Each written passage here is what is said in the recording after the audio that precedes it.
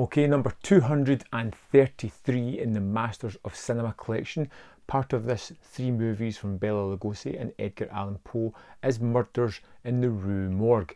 And just a quick mention about this disc. I've only watched 1 movie so far. This is a great disc and pick up even after just that 1 movie. And the rumour is that this is limited to 2,000 copies, and once it's gone, it's gone. So if you are a collector of the Masters of Cinema series, you may want to pick it up or double check the facts. Let me know one way or another whether it is actually that limited. Most things get repressed. This one doesn't seem to be at all, and it's one of those strange ones where even the back of it, the artwork, is completely blank. There's no details or barcode. Everything's just on the slip cover, and it has made me a little bit worried about people out there not getting this, or it going to a secondary market and being jacked up for ridiculous prices. Murders in the Rue Morgue is all about the character of Pierre and Camille in 1845 in Paris, France. They're going to this sideshow that's opened up, fairground attractions, whatever. They get drawn into this fantastic performance, this show that is all about evolution, where we meet our unibrowed character of Mr. Miracle. Not Miracle, Miracle, and that is Bela Lugosi's character. And he is someone who strongly believes in the evolution of man from simian to human. And he has this friend, Eric, which is a gorilla, sometimes a monkey, sometimes a man in a suit. All these kind of 3 hunked together. And he wants to create a new species, kind of, or show that both human DNA mixes with simian DNA, and he's going to do it, and it's kind of loosely hinted at through bestiality. And it's just at one moment you're just realising what they're talking about, and you're just like, wow, that's dark.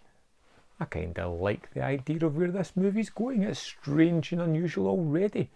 And it's basically all about Miracle becoming obsessed with Camille and thinking that she may have what it takes to really join forces with this gorilla.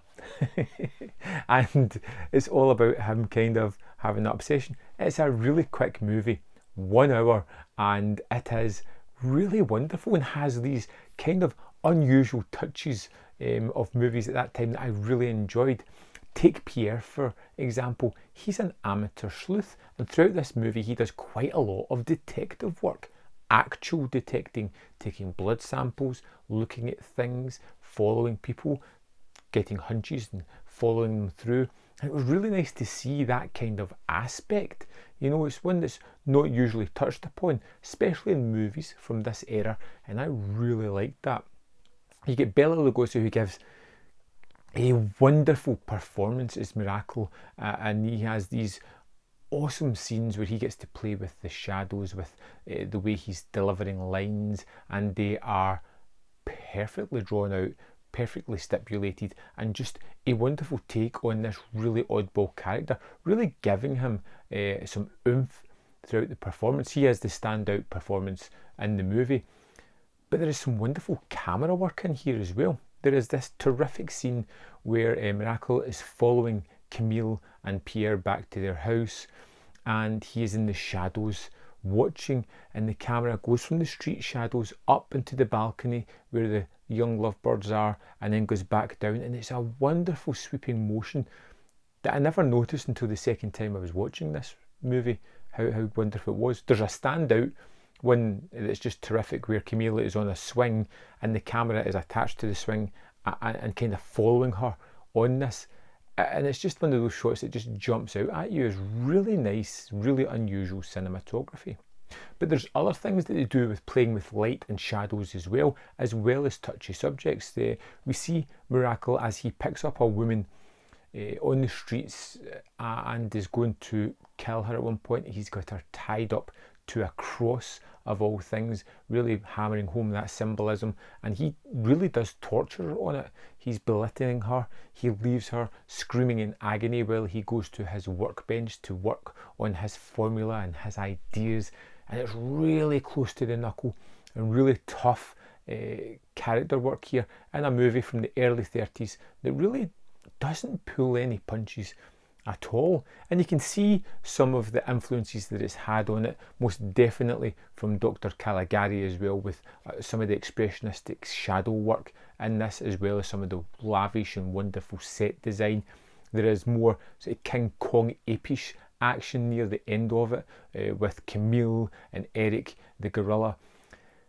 If there was anything at all within the movie that just never quite sat right with me, was the inserted shots of Eric as a chimpanzee. They've shot a chimpanzee, they've got a man in a suit, it looks gorilla-esque, then it cuts to this chimpanzee and then back, and it just feels a little off kilter and not as good as it could be. But I was really amped with this movie. I loved the performances, the look. I went and watched the movie 3 times just because I was so enamoured with it. I thought it was wonderful to check out. Like I said, this set could be limited and could be vanishing fairly soon. And already, just for Murders in the Rue Morgue, I would definitely check this one out. I can't wait to get to the Black Cat and the Raven at some point as well. I'm going to maybe space these ones out because I want to really savour it and enjoy it.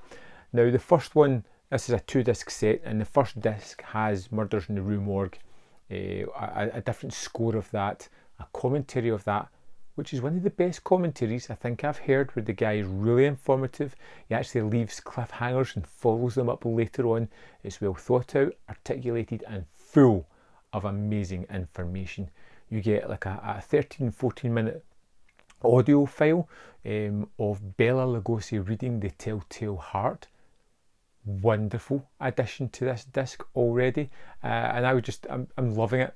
I'm loving this set, and that's all about it. I'd love to know if you've picked this up, if you've watched Murders in the Rue Morgue, what you thought about it. Let me know in the comment box below, and I will see you next time on Man v Film.